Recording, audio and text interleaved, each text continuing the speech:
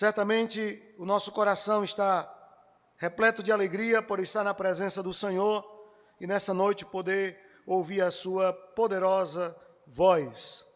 Hoje, com a graça de Deus, eu quero falar aos irmãos acerca do tema o que fazer quando não há mais saída.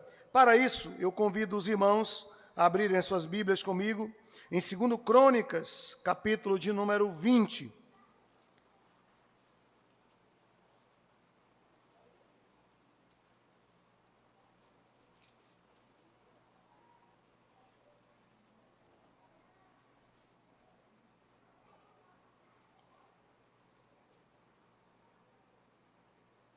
Segundo Crônicas, capítulo de número 20, a partir do versículo de número 14.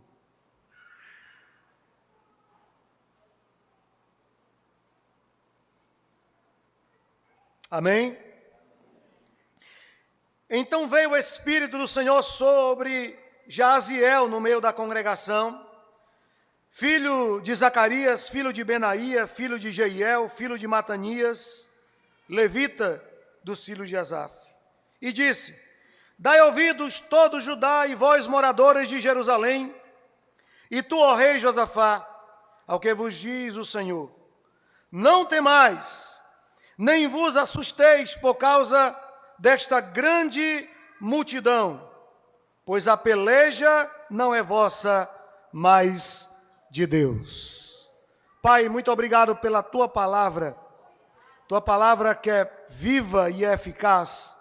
Que a tua palavra encontre nessa noite guarida em nosso coração e que o Senhor ministre e continue ministrando ao nosso coração por meio e através da tua poderosa e bendita palavra. Nós oramos assim agradecidos em nome do Senhor Jesus. Meus queridos irmãos, um fato muito importante e marcante na história do povo de Deus aconteceu no ano 931, quando o reino de Israel foi dividido em dois reinos. Ao norte, nós tínhamos as 10 tribos que compunham ali o reino do norte, e ao sul tínhamos 2 tribos. Com a divisão de Israel em 2 reinos, houve um enfraquecimento de ambos os lados, tanto do norte como do sul. E isso acontece depois da morte de Salomão. Essa divisão ocorre quando seu filho assume o trono de Israel. O reino norte mergulhou na apostasia. Os 19 reis que reinaram no norte foram reis ímpios, que não temiam a Deus e que não honravam o Senhor. No sul, nós temos um total de 20 reis que reinaram, e a maioria também foram reis que não temiam a Deus e não serviam ao Senhor. Mas alguns reis, poucos deles, fizeram a diferença, porque foram reis justos e reis piedosos. Nós temos um número muito pequeno deles, mas eles marcaram a sua geração e deixaram um legado de espiritualidade e reformas que se perdurou por gerações seguintes. E um desses reis foi o rei Josafá. Josafá reinou dos anos 873 a 849. Ele reinou 25 anos sobre Judá, sobre Jerusalém. E ele era um rei piedoso, um rei que serviu ao Senhor durante o seu reinado. E ele conduziu o povo também a servir e adorar a Deus. Se você ainda está com sua Bíblia aberta, vamos voltar para o capítulo 17, quando nós temos o registro de algumas ações praticadas por Josafá com o intuito de trazer avivamento e restauração a Israel.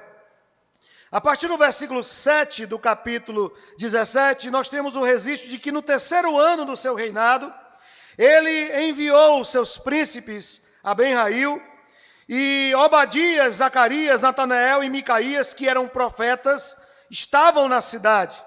Ele envia mensageiros e percorre todo o Judá. O verso 9 diz qual era o propósito de Josafá em enviar esses profetas. Diz que eles foram enviados para ensinar a lei de Deus a todo o povo. O versículo 10 diz que o temor do Senhor, ele cai sobre todo o povo por causa da lei de Deus que é anunciada e é pregada em todo o Israel. Essa foi uma das ações de Josafá como um rei temente, como um rei justo e como um rei fiel ao Senhor. Ele era filho de Asa, também um rei que temeu a Deus, um rei que serviu ao Senhor. E isso mostra que quando os pais cumprem o seu papel sacerdotal de ensinar e de instruir os filhos acerca da lei de Deus, essa marca, ela se torna indelével no coração dos filhos, a tal ponto de que eles não esquecerão e possivelmente eles continuarão o legado que aprenderam e que ouviram com seus pais. Mas nós temos diante de nós aqui um texto que nós acabamos de ler, que fala que Josafá, ele enfrenta uma poderosa coligação. 3 nações se unem contra Josafá para varrer do mapa Jerusalém e Judá. Nós temos os moabitas e os amonitas. E isso é um pouco irônico, porque essas 2 nações eram constituídas de um parente de Abraão chamado Ló. De Ló veio os moabitas e amonitas. Mas agora eles se voltam contra o povo do Senhor, se voltam contra Jerusalém para destruir o povo do Senhor. E eles estavam unidos a uma terceira nação, que eram os moradores da montanha de Seir. E esses moradores da montanha de Seir eram os edomitas. E os edomitas eram os descendentes de Esaú, o irmão de Jacó, pai de Israel. Então nós temos aqui um conflito de nações que visavam, talvez por ciúme, talvez por inveja, destruir o povo de Deus. E diante de situação tão alarmante, Josafá toma uma atitude. E é exatamente nessa perspectiva que eu gostaria de apresentar algumas lições que podemos extrair desse relato bíblico e também o caminho para viver uma vida vitoriosa. E a primeira lição que podemos extrair aqui está logo nos versos de número 1 e 2, quando diz que depois disto, os filhos de Moabe, os filhos de Amon, com alguns dos meunitas, vieram e pelejaram contra Josafá. Então vieram alguns que avisaram a Josafá, dizendo: grande multidão vem contra ti, daquém do mar, da Síria, e eis que estão em Hazazor Tamar, que é em Gedi. O que nós podemos aprender com essa primeira verdade apresentada no texto? É que mesmo servindo a Deus fielmente, nós não estamos livres de enfrentarmos lutas e provações. Como disse no início, esse rei era um rei fiel, era um rei temente. Ele implementou reformas espirituais em Jerusalém que perduraram anos e anos depois da sua morte, inclusive. Mas, agora, mesmo sendo fiel a Deus, ele estava enfrentando um grande desafio no seu reinado e para a sua cidade, Jerusalém. As maiores circunstâncias, elas aparecem de forma desafiadora e repentina na vida da gente. São situações inesperadas. Muitas vezes não estamos até mesmo preparados para enfrentar. Às vezes, essas situações nos pegam de surpresa, nos pegam desprevenidos. É mais ou menos isso que podemos entender a partir da leitura inicial do texto, pois Josafá está com muito temor e medo no coração, diante de toda essa investida contra ele e contra a sua cidade, a cidade de Jerusalém. Não existe, irmãos, um instrumento que possa prever a chegada de provação. Que bom seria que existisse algo que nos avisasse que vem tempestade à vista, que vem luta diante de nós. E por não existir esse tipo de equipamento que possa medir as lutas, a chegada das provações, é que nós precisamos estar com a nossa vida espiritual em dias. Porque a qualquer momento, a calamidade, a adversidade, a provação, ela pode bater a minha e a sua porta. E nós precisamos dar resposta à altura diante dos desafios que a vida nos propõe. Não adianta reclamar da aprovação ou terceirizar a responsabilidade, porque às vezes você não é nem responsável, mas as provações podem adivinhar você de lugares que você não imagina. As provações podem vir a você em situações que você não espera, assim como aconteceu com os discípulos. Eles estavam seguindo a ordem de Jesus, estavam atravessando o mar da Galileia para outra região, e o texto diz que eles foram pegues de surpresa por uma grande tempestade. A tempestade veio sobre eles de uma forma terrível, que balançava o barco de um lado para o outro. Eles foram pegues desprevenidos por aquela tempestade, e olha que eles conheciam a palmo aquele mar. Eles pescavam ali, nasceram e se criaram naquela região e conheciam. Mas quando a tempestade bateu contra o barco e eles viram que sua vida estava em perigo, eles ficaram desesperados, porque as provações conseguem nos desestabilizar. As provações, elas tiram a nossa vida do trilho, ela altera os nossos planos, os nossos projetos. E a gente está vivendo uma situação muito típica, ou atípica, melhor dizendo, nesses nossos dias.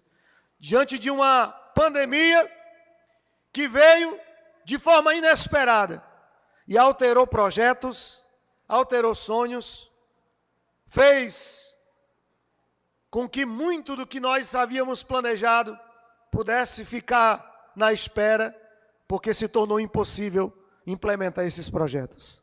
Então, as situações da vida, elas podem vir de uma forma ou de outra, inesperadamente.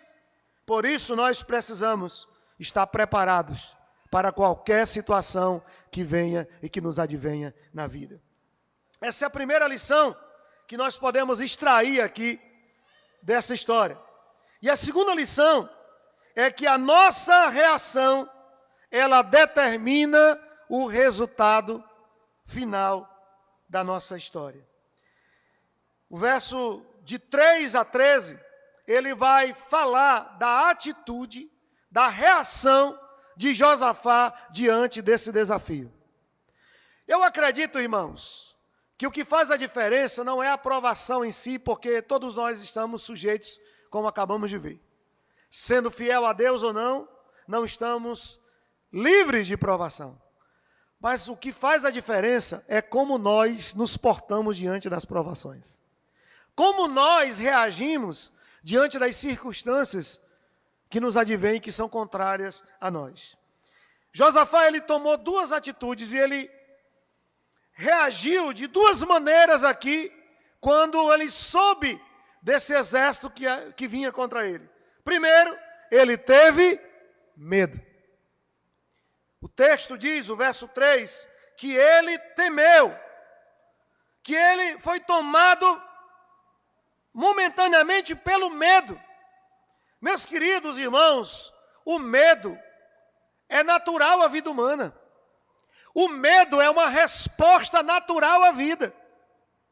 Uma pessoa que não sente medo é uma pessoa que tem um problema biológico, neural ou até psíquico. Porque o medo, ele é natural.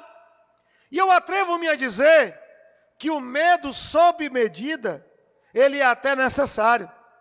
pois ele nos torna vigilantes, ele nos torna mais atentos às situações da vida. Então ter medo, sentir medo, é algo natural à vida.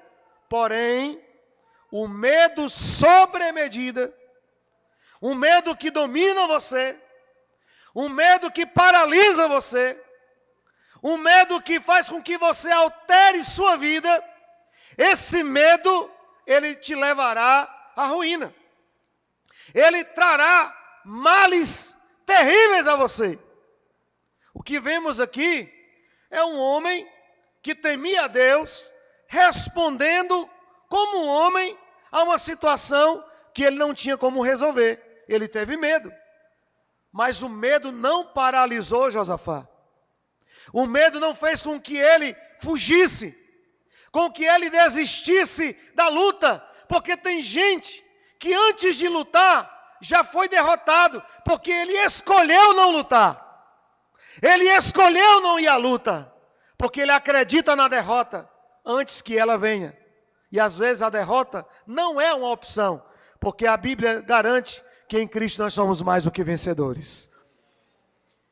Mas precisamos lidar com o medo de forma que ele não venha nos prejudicar e prejudicar a nossa vida e aos outros. Todavia, o medo só é vencido quando nós colocamos os nossos temores diante do Senhor. É isso que Josafá faz. A segunda reação que ele toma, a seguir a sentir o medo, foi buscar ao Senhor. E o verso 3 diz que ele apregoou jejum em todo o Judá. Ele dispôs o coração a buscar a Deus. A nossa reação diante das lutas, elas são determinantes para o desfecho final da nossa história. Josafá poderia ter, diante da notícia terrível, aparelhado o seu exército para enfrentar os seus inimigos. Ele poderia ter montado uma estratégia militar de como enfrentar aquele exército. Mas Josafá não recorre ao seu conhecimento bélico militar, nem às suas condições militares e bélicas. Josafá vai buscar ao Senhor. Josafá vai recorrer a Deus. Meus irmãos, recorrer a Deus sempre é a melhor escolha que você pode tomar para a sua vida. Porque no Senhor, nós só não temos apenas só vitória. No Senhor nós somos renovados, fortalecidos e guiados para enfrentar a vida e vencer pela graça de Deus. No Senhor. Ele reúne então o povo para buscar a Deus. E eu me lembro de uma declaração da rainha da Inglaterra. Ela disse, uma das rainhas da Inglaterra disse uma vez, que temia muito mais a igreja de joelhos, buscando a Deus, do que todo o seu exército armado para a batalha. Porque quando nós nos rendemos a Deus e buscamos ao Senhor, Deus move o sobrenatural em nosso favor. Deus age em nosso favor. No verso de 5 a 9 do capítulo 20, Josafá, ele lembra da promessa que o Senhor fez a Abraão. Fez a Salomão. Quando Salomão constrói aquele templo e consagra ao Senhor aquele templo, ele vai orar ao Senhor e o Senhor fala com ele. E o que é que o Senhor diz? No capítulo 7 de 2 Crônicas, a partir do verso 12, diz assim o texto: ouvi a tua oração e escolhi para mim este lugar, para a casa do sacrifício. Se eu cerrar os céus, de modo que não haja chuva, ou se ordenar os gafanhotos que consumam a terra, ou se enviar peste entre o meu povo, se o meu povo que se chama pelo meu nome, se humilhar e orar e buscar e se converter dos seus maus caminhos, então eu ouvirei dos céus, perdoarei os seus pecados e sararei a sua terra. Estarão abertos meus olhos e atentos meus ouvidos à oração que se fizer neste lugar, porque escolhi e santifiquei esta casa, para que nela esteja o meu nome perpetuamente. Nela estarão fixos os meus olhos e o meu coração todos os dias. Se você perceber bem, a oração de Josafá, ele começa invocando essa promessa. Ele começa dizendo: Senhor, tu prometeu que quando estivéssemos em aflição, quando estivéssemos em agonia, nós viríamos a este lugar e nós clamaríamos o Senhor aqui, e o Senhor ouviria e responderia. Pois chegou o momento, Senhor. Esse é o momento em que nós estamos cercados, encurralados. Os inimigos vêm contra nós e nós só temos o Senhor para recorrer. Nós só temos o Senhor para nos ajudar. Meus irmãos, a oração de Josafá, ela pode muito bem servir de um modelo para todos nós. Isso porque, no versículo 6, ele reconhece o poder da providência de Deus. Ele poderia começar a sua oração reclamando, murmurando contra Deus, mas na contramão da tendência moderna, Josafá começa reconhecendo que Deus é o Deus que provê as nossas necessidades. É o Deus que tem todos os recursos que nós necessitamos, e esses recursos são ilimitados. Ele diz: ah, Senhor Deus dos nossos pais, porventura não és tu Deus dos céus? Não és tu que domina sobre todos os reinos dos povos? Na tua mão não está a força e o poder, e não há quem possa te resistir. Ele começa a sua oração enaltecendo a grandeza de Deus, enaltecendo o cuidado de Deus e a provisão de Deus. No verso 7, nós temos o segundo elemento da oração de Josafá, quando ele recorre à confiança nas promessas de Deus. E ele diz: porventura, nosso Deus, não lançastes fora os moradores dessa terra de diante do teu povo, de Israel, e não adestes para sempre a posteridade de Abraão, teu amigo? Meus irmãos, Josafá estava se apropriando das promessas do Senhor para o seu povo. Ele estava dizendo: esta terra o Senhor deu a nós, deu em herança perpétua. O Senhor prometeu que ninguém tomaria de nós essa terra. E é confiado na tua palavra, na tua promessa, que eu invoco o Senhor neste momento dizendo: nos livra desses inimigos que estão querendo nos tirar do lugar que o Senhor nos deu por herança. No verso 11, nós temos o terceiro elemento desta oração de Josafá. Ele revela que a causa daqueles inimigos era injusta, e como tal, ele invoca a justiça de Deus. Ele diz: eis que nos dão pago, vindo para lançar-nos fora da tua possessão, que nos deste em herança.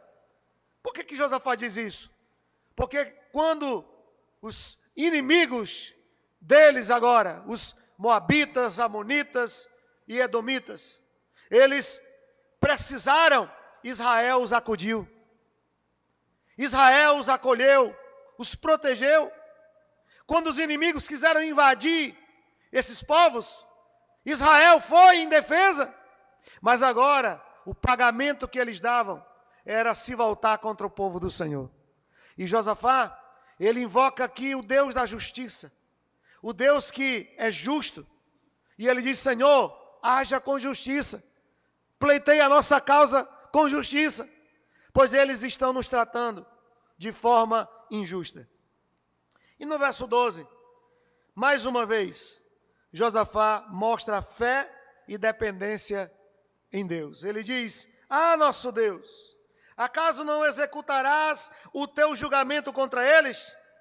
E olha o que ele diz agora: porque em nós não há força para resistirmos a essa grande multidão que vem contra nós, e não sabemos nós o que fazer, porém os nossos olhos estão postos em ti. Ele reconhece que ele não tinha como resolver. Ele reconhece que ele não tinha recursos para enfrentar aquele exército poderoso.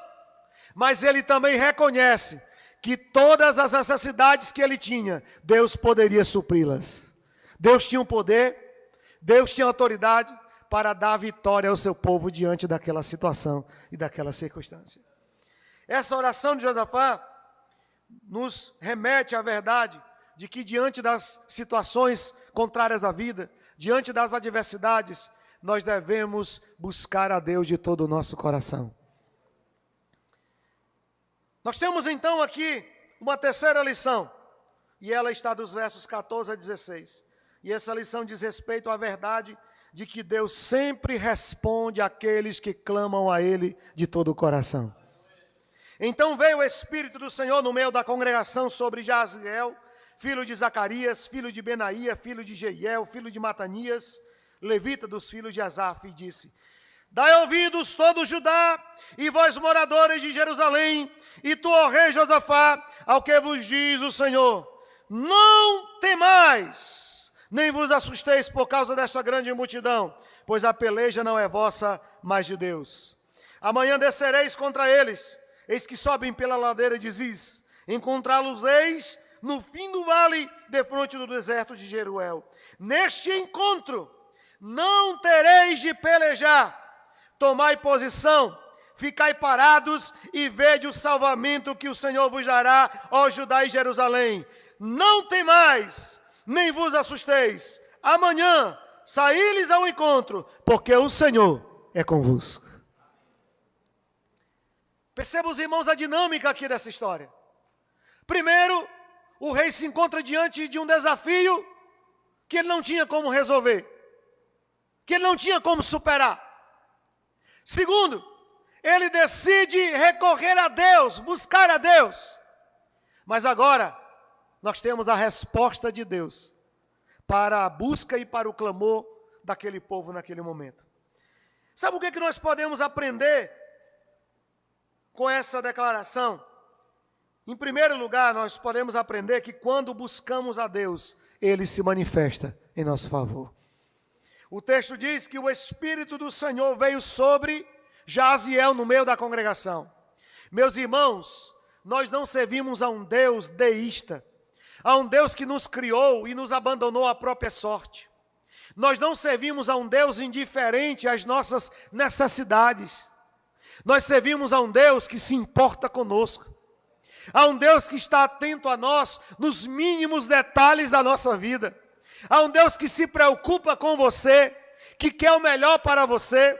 E como o profeta Jeremias declara, os pensamentos que tenho sobre vocês não é de mal, mas de paz. Eu quero o melhor para vocês. Paulo diz que a vontade dele é boa, perfeita e agradável. Deus tem o melhor para você. Talvez o que está faltando é você recorrer a Deus, é você buscar a Deus, porque talvez, diferentemente de Josafá, você tem corrido de um lado para o outro, tem batido em uma e outra porta, tem tentado resolver as coisas da sua maneira, e os seus recursos, dia após dia, estão se esgotando. Mas hoje é noite de ouvir a voz do Senhor que diz: pare de correr, pare de lutar, espere, porque serei eu que lutarei a sua guerra e lhe darei a vitória. É o Senhor que luta por nós, é o Senhor que peleja por nós. E quando buscamos ao Senhor, Deus não fica indiferente ao nosso clamor. A nossa oração, o nosso clamor, pode mover os céus em nosso favor. Pois a Bíblia diz que muito pode a oração de um justo em seus efeitos. Então recorra ao Senhor, porque Deus manifestará a sua presença. A presença de Deus, ela lança fora todo medo e toda preocupação. Segunda coisa que aconteceu aqui, em resposta do Senhor, foi que quando buscamos ao Senhor, Ele fala conosco.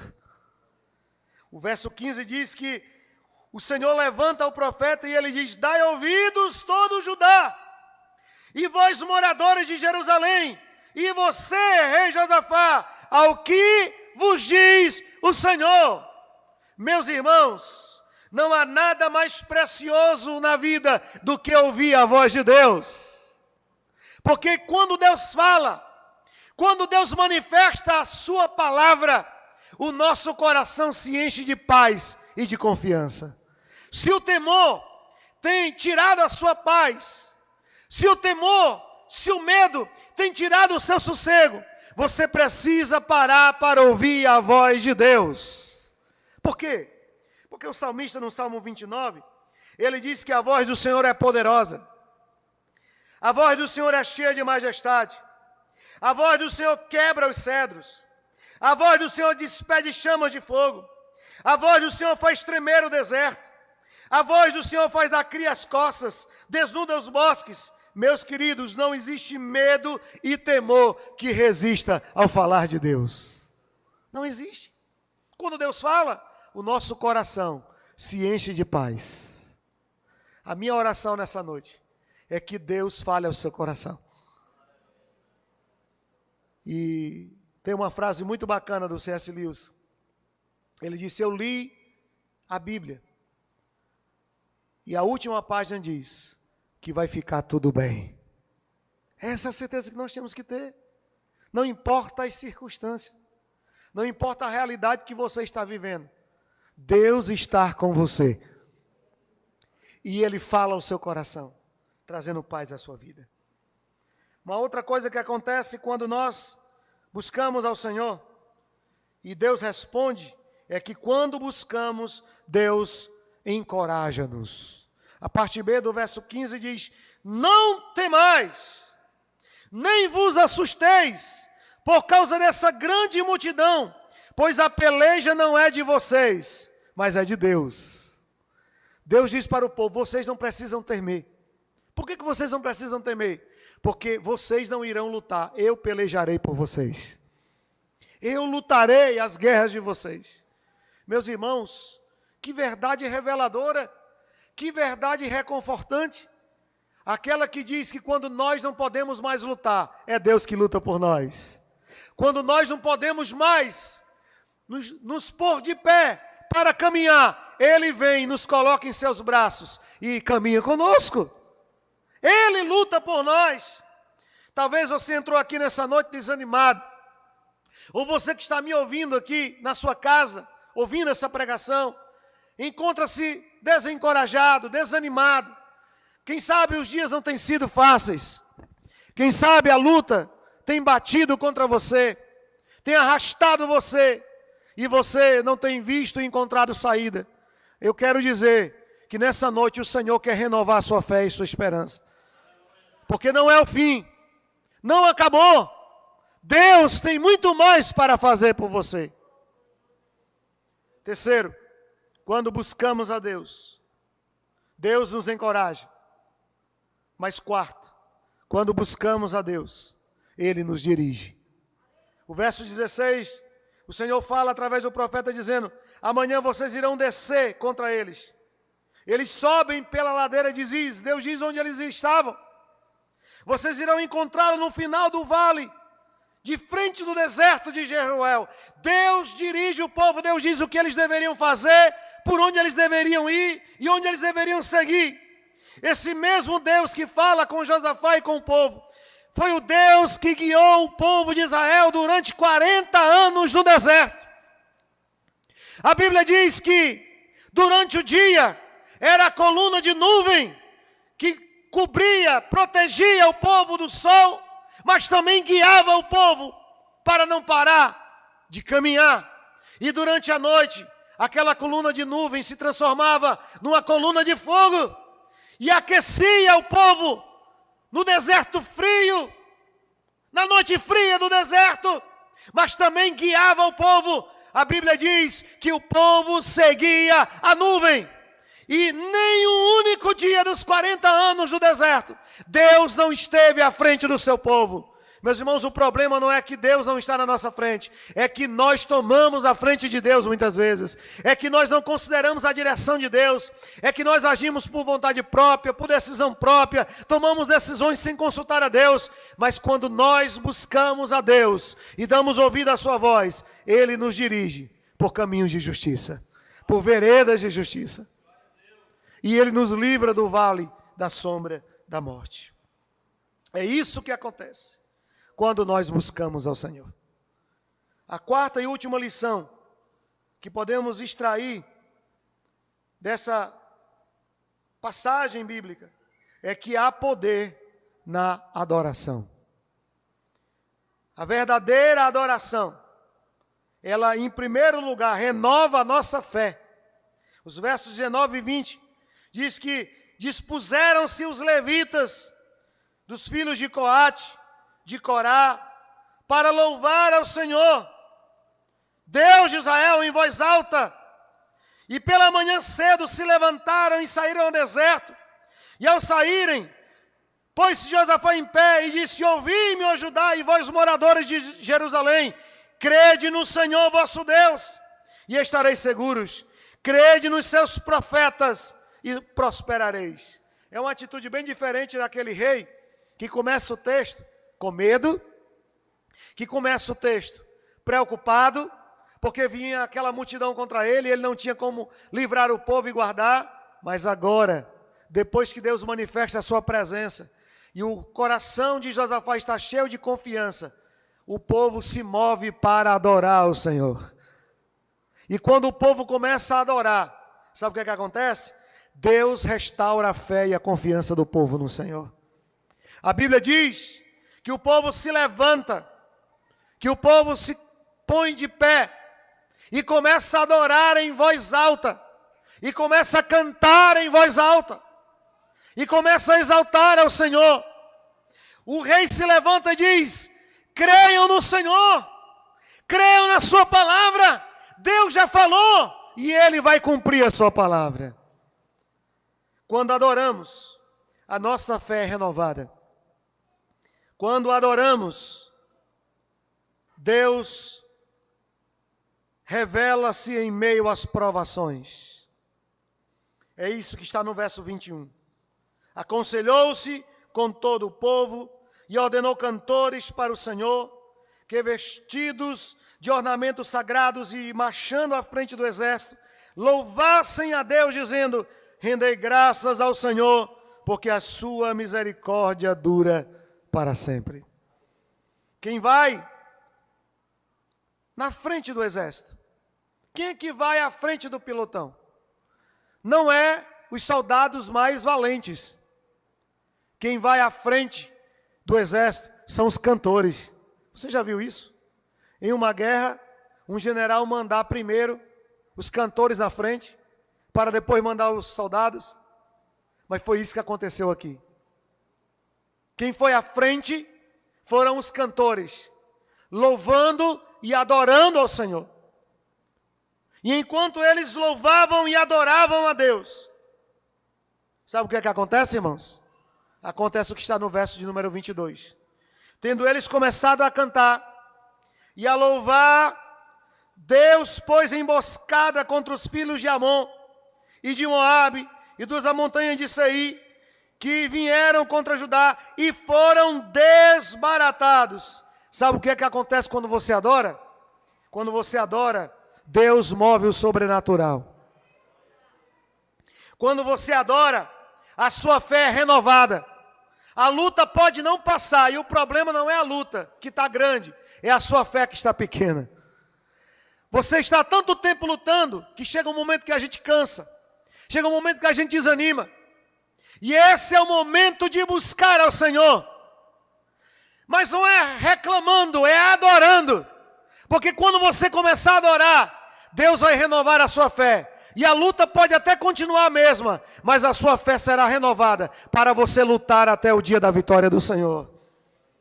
Quando você adora, Deus mostra que Ele é Deus mesmo em meio às provas. Que você não está lutando sozinho. Que essa luta não é sua. Que Deus estará à frente. Que Deus lutará por você e lhe dará a vitória.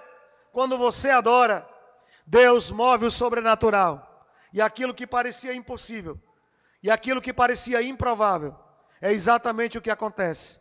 Porque o nosso Deus é o Deus de milagres. É o Deus que faz o impossível acontecer. Milagres e maravilhas acontecem quando nós buscamos ao Senhor de todo o nosso coração. Amém, queridos?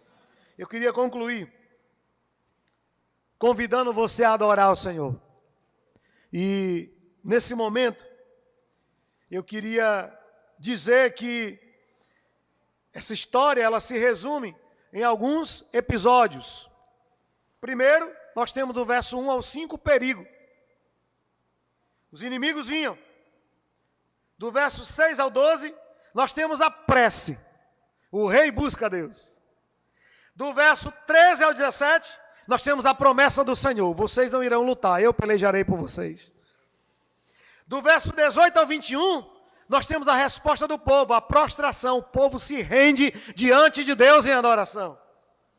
Dos versos 22 a 24, nós temos a punição. Deus envergonha e derrota os inimigos do povo de Deus. Do verso 25, nós temos a posse. O povo toma os despojos da guerra sem levantar uma única espada para a peleja, porque Deus já tinha dado vitória. E por fim, do verso 26 ao 30, nós temos a paz.